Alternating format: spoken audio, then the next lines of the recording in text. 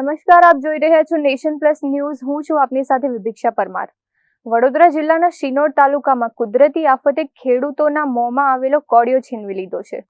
શિનોરમાં 3 દિવસ પહેલા આવેલા મિની વાવાઝોડા અને ભારે વરસાદે નર્મદા નદી કિનારાના વિસ્તારોમાં ભારે તબાહી મચાવી છે। અંદાજે 300 થી 400 વીઘામાં ઉભેલા કેળનો બાગાયતી પાક સાવ જમીનદોસ્ત થઈ ગયો છે, જેને કારણે જગતનો તાત પાયમાલ થઈ ગયો છે। નર્મદા નદી કિનારે આવેલા માલસર અને માંડવા ગામમાં બાગાયતી ખેતી કરતા ખેડૂતો આ કુદરતી આફતમાં સંપૂર્ણ બરબાદ થઈ ગયા છે। શિનોર તાલુકાનું માંડવા ગામના અમે બધા ખેડૂતો છે। મારું નામ છે મહેતા અંકિત કુમાર મુકુંદભાઈ। અમારો કમાઉ દીકરા તરીકે ગણાતો કેળનો પાક અમારા તાલુકામાં પુષ્કળ પ્રમાણમાં કેળનું વાવેતર થાય છે અને હમણાં જ 1 મહિના પહેલાં જ કટિંગ ચાલુ થયા છે। દર વર્ષ કરતાં ભાવમાં પણ સારું રહ્યું છે અને હજી પણ ભાવ છે, પણ અમારી પાસે લૂમ નથી। લૂમ અમારા જે 7-8 તારીખે સાંજે 2-3 દિવસ પહેલાં વાવાઝોડું આવ્યું, તેમાં બધા જ જે આ લૂમ છે, આ લૂમ 15 દિવસમાં કટિંગ થાય છે। આવા જ 400 થી 500 વીંગા કેળનો પાક વાવાઝોડાએ સુવડાવી દીધેલ છે। હાલમાં આ ખેતર સાફ કરવાના પણ પૈસા અમારી પાસે નથી। આ તમે જોઈ શકો છો, આ લૂમ, આ 20 કિલોનો લૂમ છે, હમણાં 450 રૂપિયાનો ભાવ છે। આ 500 રૂપિયાનો નંગ છે જે આમના હાથમાં છે તે, બરાબર। આ લૂમને બહાર કાઢવાની મજૂરી પણ અમારી પાસે નથી। સરકારશ્રીને મારી વિનંતી છે કે ખાસ માંડવામાં જ આ વાવાઝોડું ખાલી માત્ર માલસરને માંડવામાં જ છે, બીજે કશે આ વાવાઝોડું છે જ નથી। એટલે તમે સરકારશ્રીને વિનંતી છે કે સ્થળ પર આવીને ચકાસણી કરે, તપાસ કરે, સર્વે કરે અને ખેડૂતોને યોગ્ય વળતર આપે, તેવી અમારી રજૂઆતની વિનંતી છે। જય હિન્દ, જય ભારત। અંદાજિત 400 થી 500 વીંગા જમીન હશે। બધામાં જ કેળનું વાવેતર ને બધામાં જ આ રીતનું કટિંગ તૈયાર છે। લગભગ 200+ ખેડૂતો છે, બધા નાના ખેડૂતો છે સાહેબ, કોઈ શ્રીમંત ખેડૂત નથી અહીંયા। અને આખું વર્ષ નાના છોકરાની જેમ અમે કેળને મોટો કર, કેમ કે અમારો મુખ્ય પાક કેળ છે। કેળ સિવાય અમે બીજી ખેતી કરતા નથી ને વાવાઝોડું આ કાપવા લણવાના ટાઈમે જ વાવાઝોડા આવીને અમારા બધા ખેડૂતોને પાયમાલ કરી દીધા છે। ને અમારા આશરે માલસર ને માંડવા 2 ગામોમાં થઈને 400-500 વીંગાનું વાવેતર કેળનું હતું, જે 2 દિવસ પહેલાં જે મિની વાવાઝોડું રૂપે આવ્યું, કુદરતી આફત, એ અમારી પથારી ફેરવી નાખી છે।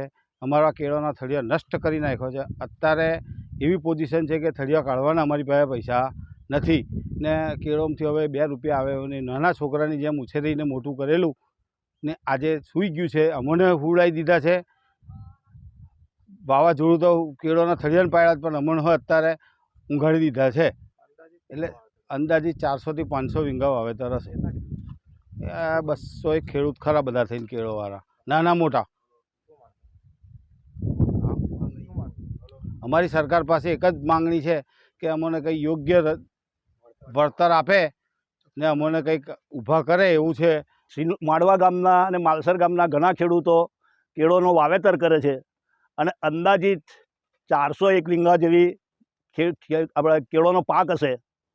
અને જે મિની વાવાઝોડું હમણાં આવ્યું, એની અંદર એટલું ભયંકર નુકસાન થવામાં આવ્યું છે કે કોઈનો ગણતરી બેસે એવી નથી। હવે આ છોડ અમારે લગભગ 1.5 વર્ષનો પાક હોય છે અને બિલકુલ સતંદર હોઈ ગઈ છે કેળો, અને કોઈ જેવું લાગતું નહીં કે હવે એનીમાંથી કેળનું 1 રૂપિયો પણ આવે। અને એટલી બધી હુકાઈ ગઈ છે, પડી ગઈ કેળો, કે એને કાઢવાના પૈસા બી હવે ખેડૂતો પાસે નથી।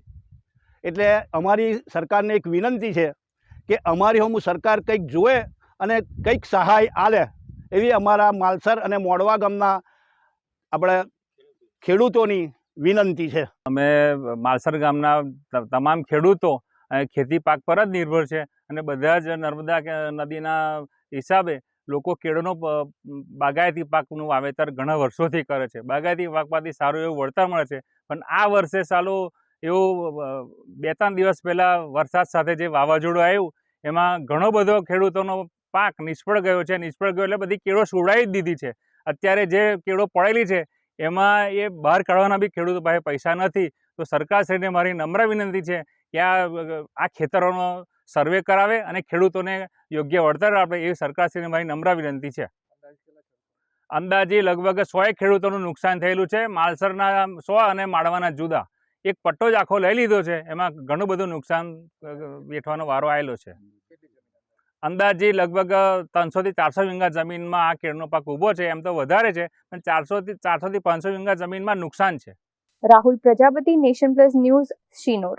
સમાચારોના સતત અપડેટ મેળવવા માટે અમારી નેશન પ્લસ ન્યૂઝની યુટ્યુબ ચેનલને સબસ્ક્રાઇબ કરો, બેલ આઇકન દબાવો અને જોડાયેલા રહો ફેસબુક, ઇન્સ્ટાગ્રામ અને ટ્વિટર પર.